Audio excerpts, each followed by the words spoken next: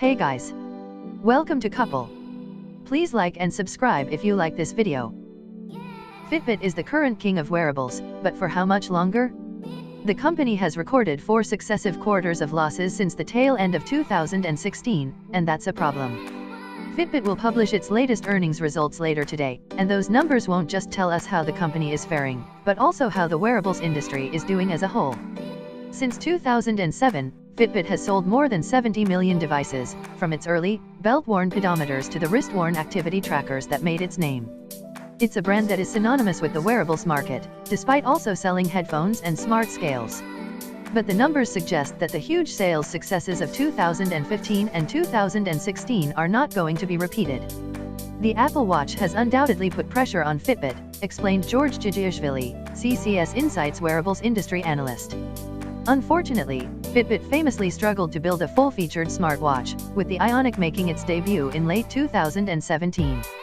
Engadget's Sherilyn Lowe said that the device's smartwatch-like features are either limited in functionality or require tedious, time-consuming setup, though she did praise the watch's comprehensive tools and long-lasting battery life.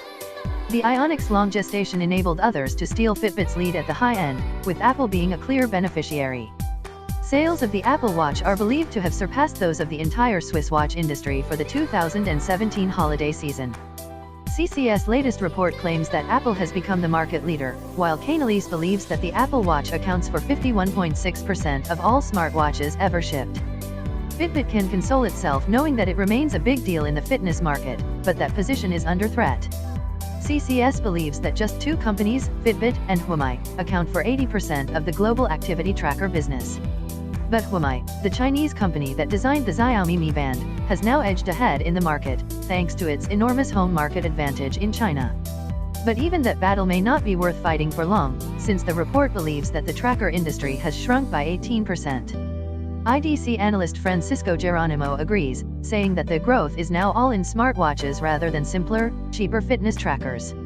Which is a shame, because Fitbit was arguably the best hope for a compelling alternative to Apple becoming a de facto smartwatch monopoly. Those who would suggest Google as a worthy opponent forget that the company has paddled around in circles. It doesn't publish figures on how many Android Wear smartwatches have been sold, but judging by downloads of the Android Wear app, it only broke the 10 million sales threshold over the holidays. There is a hope that Fitbit's Ionic will help satisfy demand from a legion of consumers who have been holding out for a Fitbit-branded smartwatch. That may not be justified. During the 2017 holidays, investment bank Morgan Stanley found that boxes of the watch were piled up at retailers.